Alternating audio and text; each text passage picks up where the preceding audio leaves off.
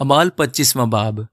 پس فیستوس صبح میں داخل ہو کر 3 روز کے بعد کیسریا سے یروشلم کو گیا، اور سردار کاہنوں اور یہودیوں کے رئیسوں نے اس کے ہاں پولس کے خلاف فریاد کی اور اس کی مخالفت میں یہ رعایت چاہی کہ وہ اسے یروشلم میں بلا بھیجے، اور گھات میں تھے کہ اسے راہ میں مار ڈالیں۔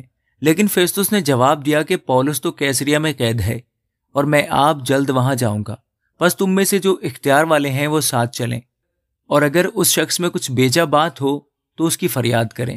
وہ ان میں 8-10 دن رہ کر کیسریا کو گیا اور دوسرے دن تخت عدالت پر بیٹھ کر پولس کے لانے کا حکم دیا۔ جب وہ حاضر ہوا تو جو یہودی یروشلم سے آئے تھے وہ اس کے آس پاس کھڑے ہو کر اس پر بہتیرے سخت الزام لگانے لگے، مگر ان کو ثابت نہ کر سکے۔ لیکن پولس نے یہ عذر کیا کہ میں نے نہ تو کچھ یہودیوں کی شریعت کا گناہ کیا ہے، نہ ہیکل کا، نہ کیسر کا۔ مگر فیستوس نے یہودیوں کو اپنا احسان مند بنانے کی غرض سے پولس کو جواب دیا، کیا تجھے یروشلم جانا منظور ہے کہ تیرا یہ مقدمہ وہاں میرے سامنے فصیل ہو؟ پولس نے کہا، میں کیسر کے تخت عدالت کے سامنے کھڑا ہوں، میرا مقدمہ یہیں فصیل ہونا چاہیے۔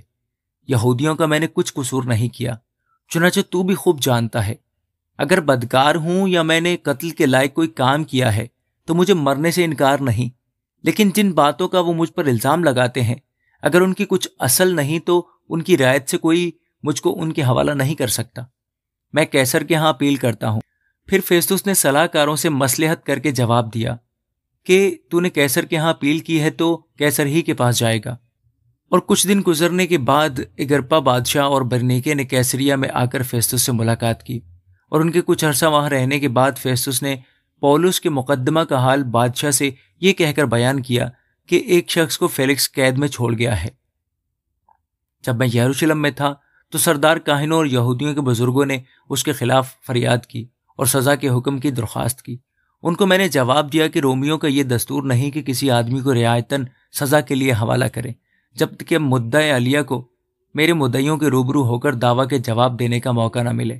بس جب وہ یہاں جمع ہوئے تو میں نے کچھ دیر نہ کی، بلکہ دوسرے ہی دن تخت عدالت پر بیٹھ کر اس آدمی کو لانے کا حکم دیا۔ مگر جب اس کے مدعی کھڑے ہوئے تو جن برائیوں کا مجھے گمان تھا ان میں سے انہوں نے کسی کا الزام اس پر نہ لگایا، بلکہ اپنے دین اور کسی شخص یسوع کی بابت اس سے بحث کرتے تھے جو مر گیا تھا، اور پولس اس کو زندہ بتاتا ہے۔ چونکہ میں ان باتوں کی تحقیقات کی بابت الجھن میں تھا، اس لیے اس سے پوچھا، کیا تو یروشلم میں جانے کو راضی ہے کہ وہاں ان باتوں کا فیصلہ ہو؟ مگر جب پولس نے اپیل کی کہ میرا مقدمہ شہنشاہ کی عدالت میں فصیل ہو تو میں نے حکم دیا کہ جب تک اسے کیسر کے پاس نہ بھیجوں وہ قید رہے۔ اگرپا نے فیستوس سے کہا، میں بھی اس آدمی کی سننا چاہتا ہوں۔ اس نے کہا کہ تو کل سن لے گا۔ پس دوسرے دن جب اگرپا اور برنیکے بڑی شان و شوکت سے پلٹن کے سرداروں اور شہر کے رئیسوں کے ساتھ دیوان خانہ میں داخل ہوئے تو فیستوس کے حکم سے پولس حاضر کیا گیا۔ پھر فیستوس نے کہا، اے اگرپا بادشاہ اور اے سب حاضرین، تم اس شخص کو دیکھتے ہو جس کی بابت یہودیوں کی ساری گروہ نے یروشلم میں اور یہاں بھی چلا چلا کر مجھ سے عرض کی کہ اس کا آگے کو جیتا رہنا مناسب نہیں، لیکن مجھے معلوم ہوا کہ اس نے قتل کے لائق کچھ نہیں کیا، اور جب اس نے خود شہنشاہ کے ہاں اپیل کی تو میں نے اس کو بھیجنے کی تجویز کی۔ اس کی نسبت مجھے کوئی ٹھیک بات معلوم نہیں کہ سرکار عالی کو لکھوں، اس واسطے میں نے اس کو تمہارے آگے اور خاص کر اے اگرپا بادشاہ تیرے حضور حاضر کیا ہے، تاکہ تحقیقات کے بعد لکھنے کے قابل کوئی بات نکلے، کیونکہ قیدی کے بھیجتے وقت ان الزاموں کو جو اس پر لگائے گئے ہوں ظاہر نہ کرنا مجھے خلاف عقل معلوم ہوتا ہے۔ آمین۔